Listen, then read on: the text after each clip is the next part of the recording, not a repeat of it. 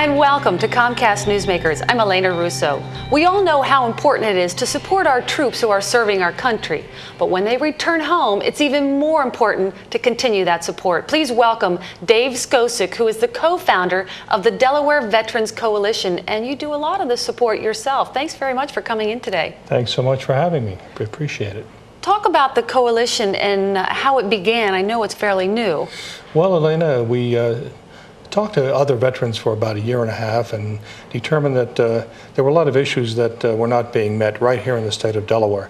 Our existing veteran organizations, the VFW, American Legion, AMVETS and such, they're required not to get involved in politics at the state level. And we understand, we appreciate that. In fact, I'm a member of those organizations. But we decided that we needed something to help educate our elected officials and our leaders about the 80,000 veterans who call Delaware home. That's about 9% of the population, not even counting their families. We're talking about veterans of all generations, all living veterans. Well, that's certainly 9% of the population, a huge portion of those in this area. It is, and it's a huge portion throughout the state. And we know that veterans, on a very positive note, they're highly educated, highly skilled, highly trained, highly motivated. They've got good records, and certainly it's to the state's benefit to want to retain these folks here in the state of Delaware. And that's really what we're about. We're about educating people about the benefits of keeping these people here in Delaware.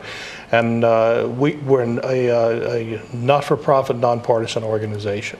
I suspect a lot of these veterans have qualities that we won't find in a lot of people that are here in the job market. For instance, the fact that they're so well versed in different cultures, they might have better communication skills. Thank you. You've said it well. These are folks who've been around the world. They're people who have met many different cultures, people who have been trained in management skills. Even from low ranks on up, they have to be trained in management skills and working with other people. And we believe that we would like to see the state do more outreach in councils and this sort of thing to put that experience to work, to make veterans feel welcome. We see a number of areas that veterans have identified that they would like to see more help with: transportation for elderly vets or disabled vets up to the VA hospital up in Ellesmere, outreach by the state, whether it be on councils, having to do also with employment. Veteran unemployment rate is about 2% higher than the national rate, because you have people who are having served multiple tours in harm's way come back and are not really sure where to start. We hope to be able to reach out to them. So it sounds like you've got several different kinds of services that you help these veterans with. Well, we see ourselves as someone who can let people know about what's available. There are a lot of organizations out there that do offer help. A number of them are federally funded.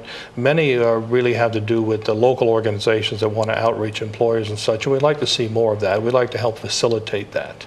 And you also are involved in some sort of scholarship program for veterans. Well, we're advocating that there be a hero scholarship put on by the 7 institutions of higher learning here in the state of Delaware, because no entity has benefited more from GI Bills than higher education.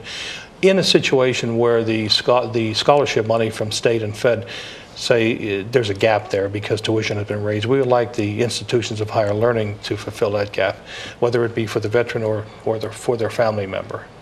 How do you address problems like homelessness for some of these veterans? That's another issue. We see increasing number of veterans who are homeless. There are between 600 and 700 homeless veterans. Some have families. We see increasing homelessness among women veterans who are coming back, who themselves are serving tours in harm's way. We would like to see that and reach out to them in terms of job creation and Great. Job availability.